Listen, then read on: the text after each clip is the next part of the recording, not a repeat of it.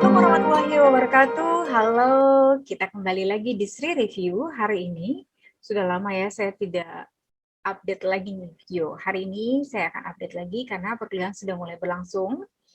Jadi saya mulai lagi ya membuat video review untuk perkuliahan. Oke teman-teman, di kampus LP3I Jakarta, kampus Cilodong Raya. Halo ya, mudah-mudahan tetap nyimak ya. Jadi juga ini menjadi salah satu sarana teman-teman kalau misalnya tidak bisa datang perkuliahan, lalu juga mungkin terganggu jaringan, atau mungkin coba ingin mereview-review lagi materi yang sudah saya sampaikan ya. Baik, hari ini saya akan mereview tentang psikologi pelayanan terhadap pelanggan. Ya, kenapa sih gitu loh, kita tuh untuk mengenal pelanggan, kita mesti tahu dari sisi psikologinya. Ya, karena itu sangat penting sekali.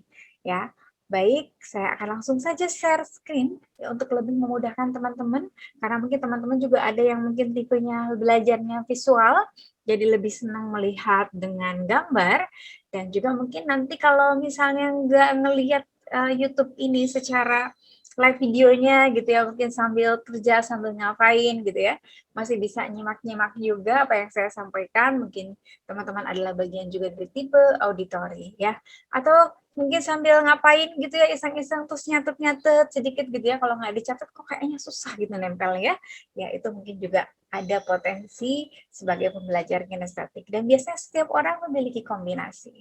Oke, kita langsung aja share ya. Ya, ini dia ya. Psikologi pelayanan terhadap pelanggan, ya ini adalah merupakan materi ke 10 ya. Karena saya suka switch juga gitu ya. Oke, nah apa saja yang nanti dipelajari? Kita akan bicara tentang hubungan psikologi, ya dengan psikologi bisnis dan pelayanan terhadap pelanggan. Juga kita akan sedikit tahu tentang tipe pelanggan, menciptakan hubungan baik dengan pelanggan, dan 8 dasar pelayanan serta sifat pelayanan itu sendiri. Oke, mungkin saya nggak terlalu detail ya teman-teman ya, karena mungkin detailnya teman-teman akan dapatkan semua materinya di kelas ya, dan juga mungkin sudah agak sedikit nyimak-nyimak juga, baik itu di offline maupun di online. Jadi saya mungkin hanya akan sedikit mereview hal-hal yang menurut saya penting ya untuk teman-teman pahami.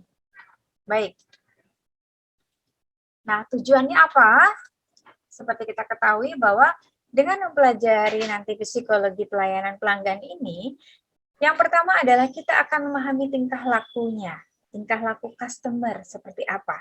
Ya, karena customer atau pelanggan itu tetap harus kita lihat, kita perlakukan secara individual, ya.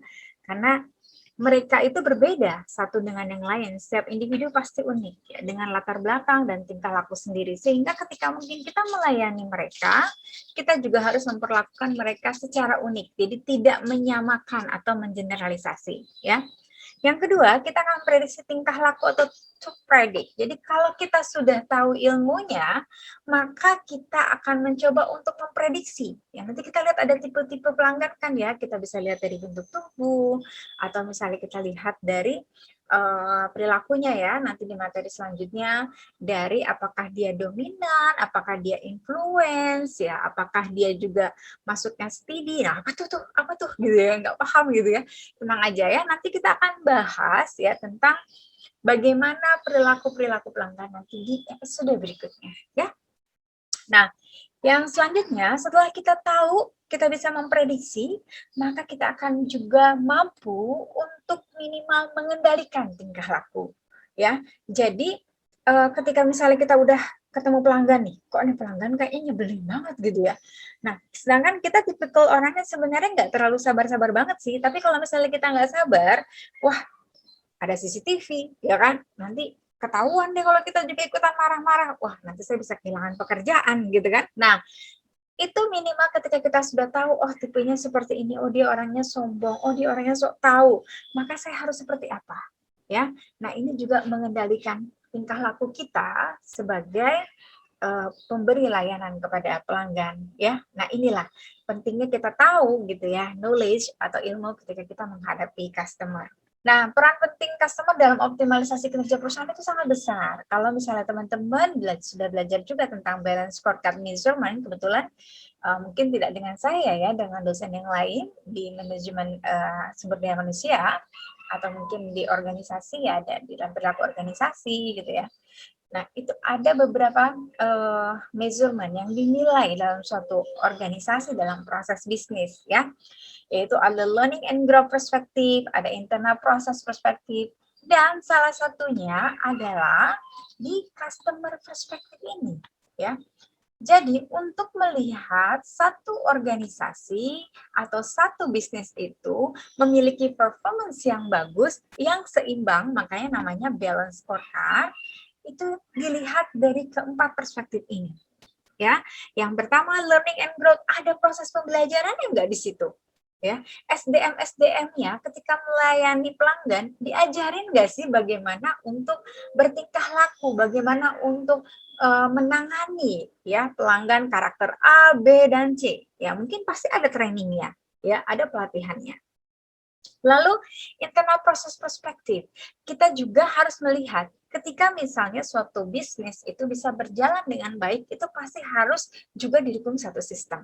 Misalnya kita punya usaha kecil ya, tapi kita belum ada sistemnya, ya. Maka kemungkinan ketika kita tidak bekerja, ketika kita tidak mengelola dengan baik, ketika kita tinggalkan, meskipun kita punya karyawan misalnya, itu tidak akan berjalan dengan baik, ya. Lalu ada customer perspektif juga. Nah, ini gimana? Perspektif terhadap pelanggan. Kalau kita sudah punya pelanggan yang mungkin banyak gitu, lambat laun kalau misalnya kita tidak maintenance, maka dia akan menghilang, ya, akan pergi. Dia akan loyal terhadap bisnis kita, ya, tidak akan jadi customer kita. Nah, ini pentingnya ya. Sehingga kita harus tahu bagaimana kebutuhan-kebutuhan mereka, apa keinginan-keinginan mereka, ya. Lalu ada financial perspektif. Nah, ini ternyata di atas. Jadi kalau misalnya kita berprinsip bahwa menjalankan satu bisnis adalah kita harus mikir finansialnya dulu, ternyata tidak.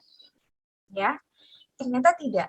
Semua harus didukung dengan ilmu dulu, ilmunya ya seperti apa. Kalau learning perspektifnya bagus, internal prosesnya bagus, customer perspektifnya bagus, maka nggak usah khawatir ya. Financial perspektif juga bisa dapat diraih ya. Nah, ini pentingnya kenapa kita belajar tentang psikologi pelanggan.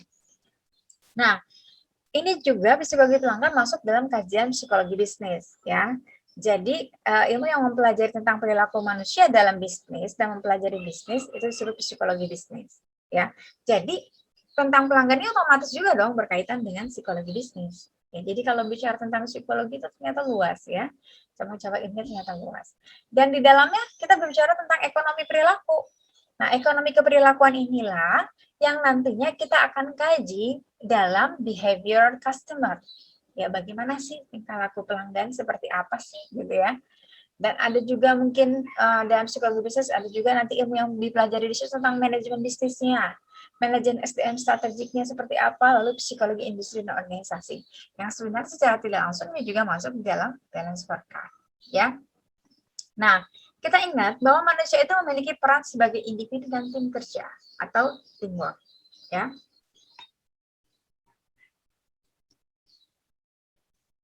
Nah, untuk kita ketahui bahwa misalnya ketika kita mau menjalani suatu bisnis ya, itu harus ada bravery atau keberanian. Lalu ada juga ketekunan. Lalu ada juga self-efficiency atau keyakinan pada kemampuan diri sendiri. Nah, keberanian seseorang, ketekunan seseorang, lalu kemampuan diri sendiri atau self-confidence seseorang, ini akan dipengaruhi oleh perilaku individu, ya.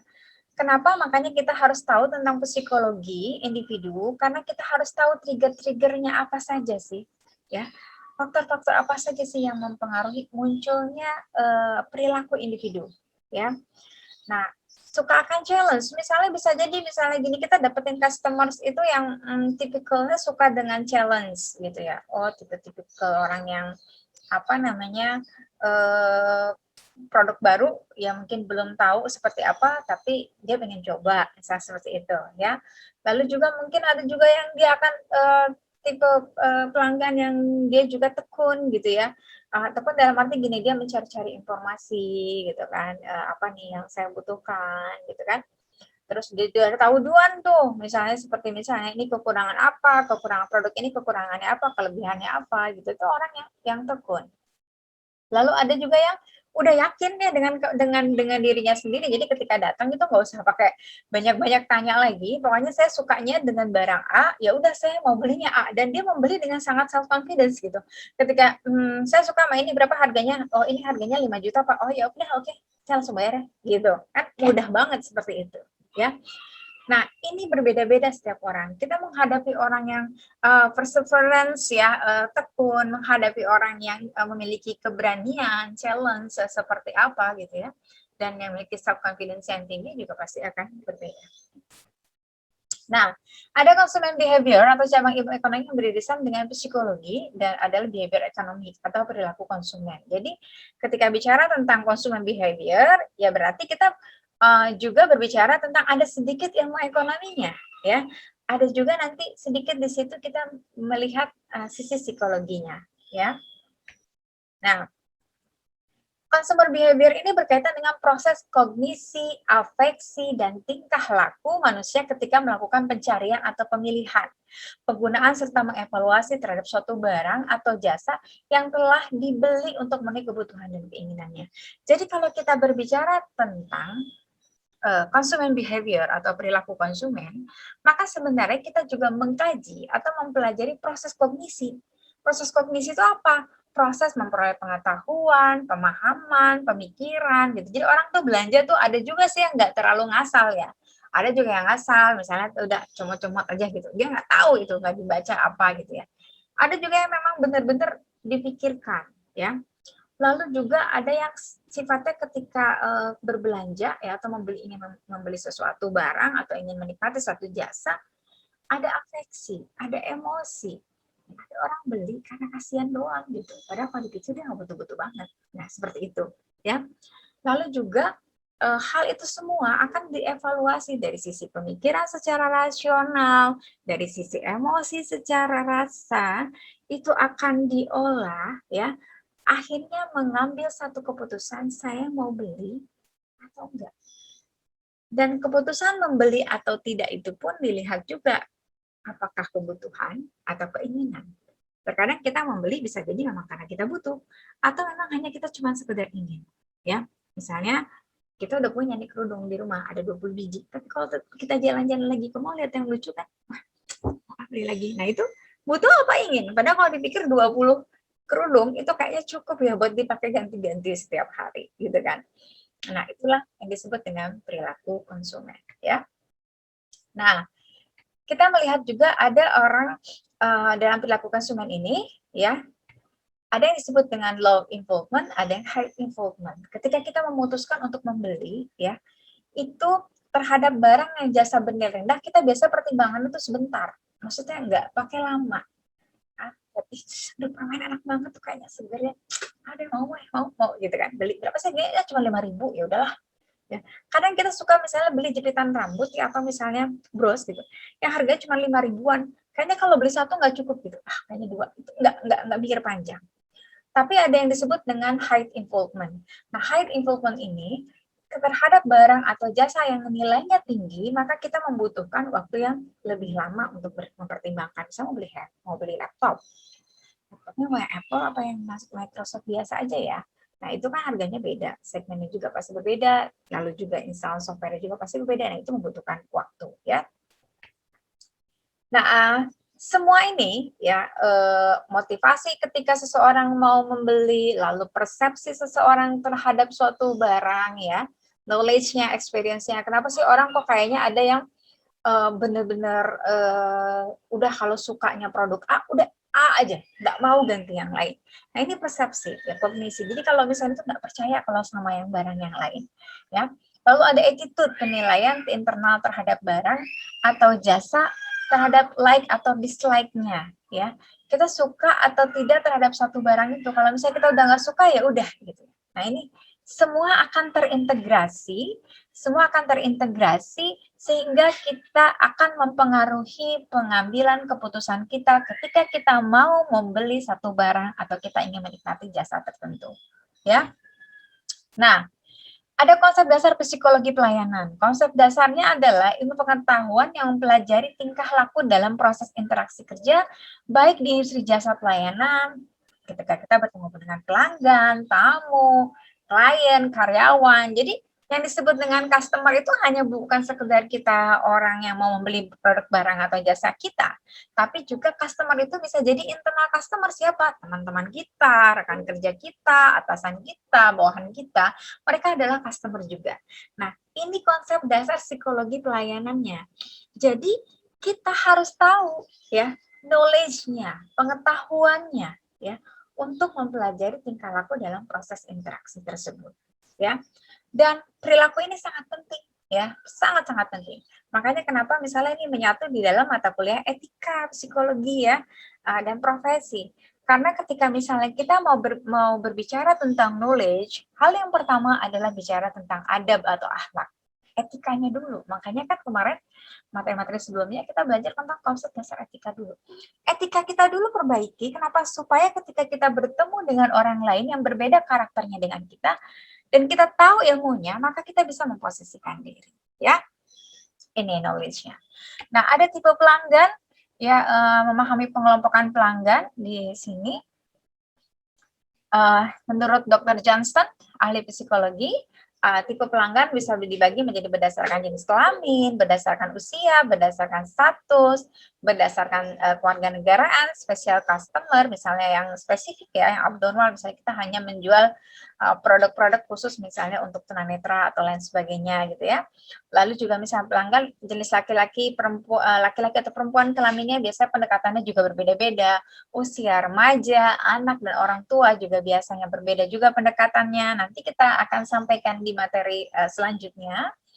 Lalu berdasarkan statusnya yang single, menikah gitu kan, punya anak 1, 2, 3. Nah, itu biasanya nanti segmennya kan sangat spesifik ya. Biasanya kalau kita masuk dalam satu area toko gitu ya, dia itu kalau yang cerdas gitu ya, dia tahu segmen-segmennya, dia bisa membedakan, bisa membuat satu apa namanya, oh ini area yang mungkin baru menikah gitu ya, seperti apa, oh anaknya baru 1, keluarga kecil, keluarga besar dan lain sebagainya ya. Lalu berdasarkan kewarganegaraan, misalnya memang khusus untuk merchandise oleh-oleh gitu kan, nah itu dari apa beberapa negara misalnya seperti apa sih gitu ya, yang harus kira-kira ada di dalamnya. Oke, selanjutnya, bagaimana sih menciptakan hubungan baik dengan pelanggan? Ya, menciptakan hubungan baik dengan pelanggan, yang pertama adalah kita harus membangun citra diri positif dulu. Ya, kita dulu yang harus positif dulu. Kalau kita ngadepin klien, pikiran kita udah negatif, besok kan udah bad mood. Kita kan misalnya udah ngeliat gini, ini kayaknya cuma ngeliat-liat doang deh, gak akan beli deh. Ya udah, kita kayaknya seolah-olah memberikan penjelasan itu ya ala kadarnya, tidak dengan seikhlas hati, tidak dengan setulus hati. Nggak taunya ketika kita berpikir seperti itu, mungkin aja loh kita nggak tahu kalau dia tadinya tuh mau ngeborong gitu, mau beli banyak barang yang agresif, tapi karena melihat pelayanan kita yang kayaknya kok cuman mungkin hanya dia dari secara fisik aja, akhirnya dia mungkin akhirnya dia nggak jadi deh gitu ya. Lalu melakukan 7 kebiasaan manusia yang sangat efektif. Apa sih itu? Jadi proaktif, kita harus proaktif, jangan menunggu. Lalu mulai dengan berpikir output, dahulukan yang harus didahulukan. Lalu kita juga jangan sampai misalnya gini, pelanggan kita yang pertama datang kita cuekin, sedangkan karena kita lihat nih pelanggan yang berikutnya nih kayaknya nih langgan-langgannya mau beli banyak nih, terus kita ngelayani mereka gitu lebih ramah dari yang pelanggan pertama. Nah, ini juga nggak bisa ya. Lalu berpikir win-win. Kira-kira kalau misalnya customer ada kendala, dia sebenarnya pengen beli sih, cuman kayaknya budgetnya terbatas. Bisakah kita memberikan solusi? Oh, Bapak kebutuhannya apa? Ibu kebutuhannya apa? Oh, kalau misalnya kebutuhannya ini sebenarnya bisa dibeli di produk A dan B. Nah, kira-kira yang mana yang sesuai dengan budget Bapak dan Ibu ya? Lalu berusaha mengerti dulu baru dimengerti. Jadi intinya gini, kita ingin dimengerti bahwa kita ini memberikan produk yang bagus loh. Ya. Tapi kita tidak mendengarkan dulu apa sih harapan mereka, apa sih definisi bagus menurut customer, bisa jadi berbeda definisi bagus menurut kita. Ya, nah seperti itu. Lalu wujudkan sinergi, artinya ketika kita misalnya dengan customer, tidak hanya sekedar ya sudah beli putus, tapi kalau kita punya data mungkin kita bisa berikan SMS, congratulations selamat ulang tahun, atau mungkin kita bisa memberi info-info diskon, kita bisa memberi info-info apa namanya jasa atau layanan yang lain ya, paket-paket hemat dan lain sebagainya. Lalu continuous learning, tidak pernah berhenti untuk terus belajar mengenali perilaku-perilaku customer kita dengan baik ya. Jadi kita harus bisa mengasah gergaji, jangan sampai misalnya gini, apa jualan gue kayaknya udah bagus deh, ya udahlah santai aja, ya enggak juga kayak gitu ya, tapi semakin kita bisa menggali kemampuan kita dalam misalnya menjual, mengenal customer kita akan lebih baik. Ya. Nah, ini ada 8 dasar pelayanan ya, ada 8 dasar pelayanan memusatkan perhatian pada pelanggan. Jadi ketika ada pelanggan kita harus fokus. Kita memang mengkhususkan diri untuk mereka yang istimewa. Lalu berikan pelayanan yang efisien, yang nggak berbelit-belit, yang nggak pakai repot, yang memang kita udah tahu gitu loh. Oh ini tuh, oke customer ini yang membutuhkan ini ya. Jadi sebisa mungkin kita efisiensi semuanya. Lalu meningkatkan harga diri klien, menghormati klien, memperlakukan mereka secara istimewa, memperlakukan mereka memang layak untuk mendapatkan kehormatan ya dari kita gitu. Lalu membina hubungan baik dengan pelanggan juga yang seperti saya sampaikan di awal, ya bisa dengan tetap kita menjaga silaturahim ya apa namanya dengan memberikan informasi-informasi ya. Lalu memberikan penjelasan dan keterangan. Jadi kita harus tahu produknya itu penting ya. Jangan sampai kita tidak paham apa yang kita jual, manfaatnya seperti apa. Lalu dapat menentukan apa keinginan pelanggan ya. Apa sih yang mereka inginkan, kita paham dan kita gali informasinya. Lalu ada penjelasan jasa pelayanan dapat diberikan oleh perusahaan, itu misalnya kita juga bisa sampai info. Misalnya ketika orang membeli wallpaper, kita juga bisa sampaikan, oh iya kita juga menerima jasa pemasangan wallpaper. Atau kita bisa juga mengcombine, misalnya dia bingung gitu kan, Bapak ruangannya apa? Apakah semua mau di wallpaper dengan motif yang sama atau berbeda? Mungkin saya bisa bantu Pak untuk mengkombinasi, misalnya kalau Bapak pilih wallpapernya warnanya ini, maka mungkin yang ditaruhnya di sebelah kanan dan kiri, yang depannya nanti kita expose warna lain. Nah, seperti itu ya. Nah, itu juga salah satu bentuk kita memberikan servis lebih.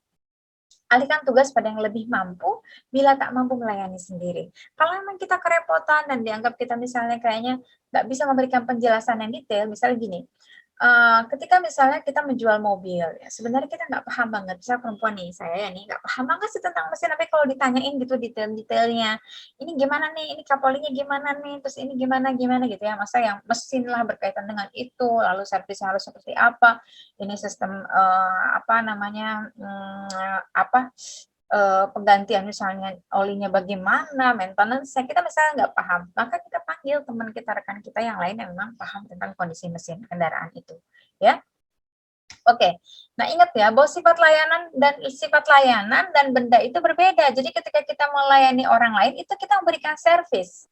Bukan kita hanya sekedar jual benda udah aja gitu ya, memperlakukan orang yang layaknya seperti memang manusia yang perlu kita dengarkan, perlu kita hormati ya.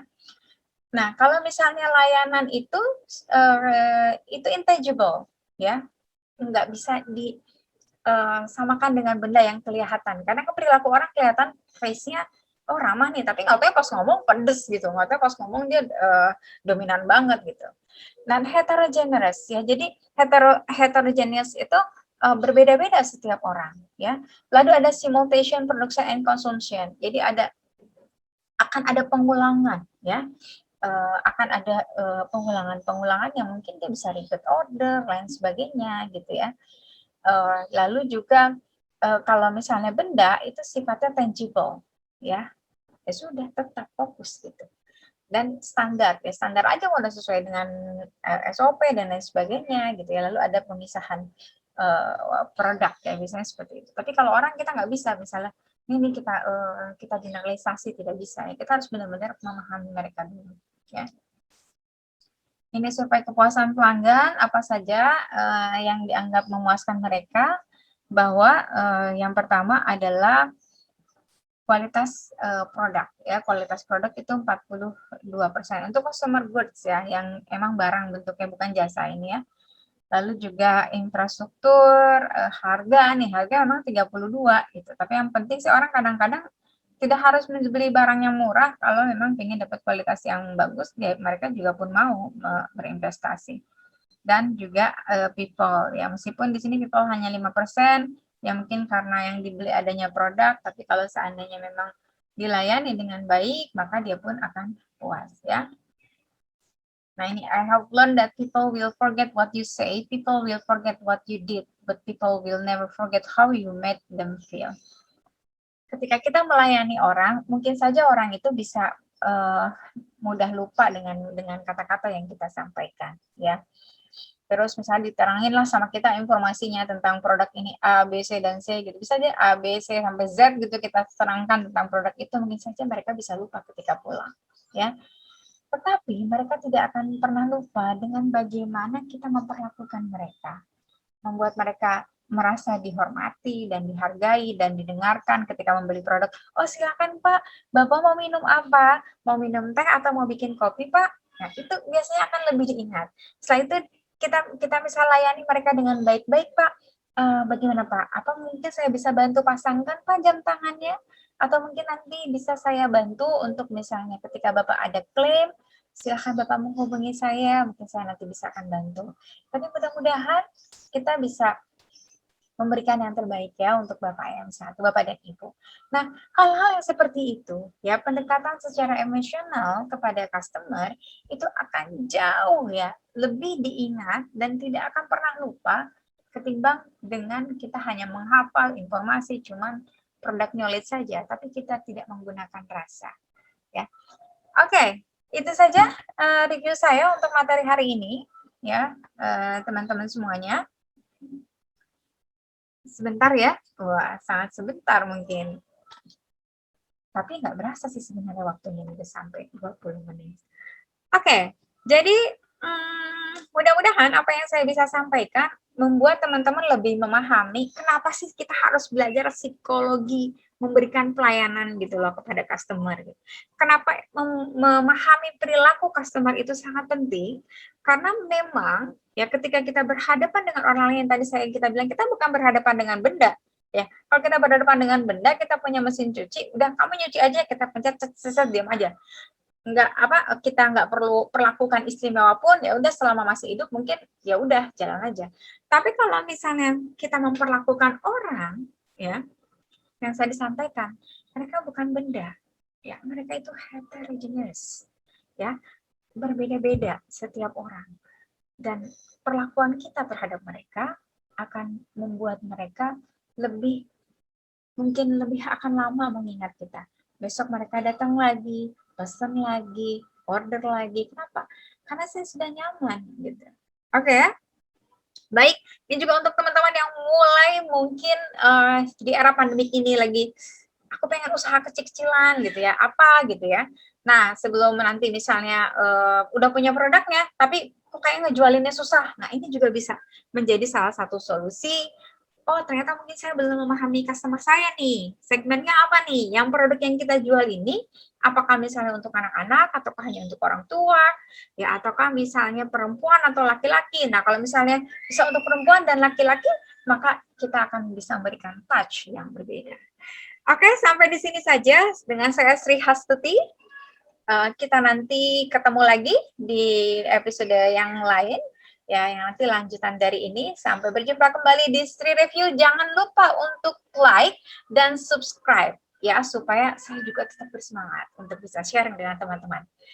Terima kasih banyak. Wassalamualaikum warahmatullahi wabarakatuh.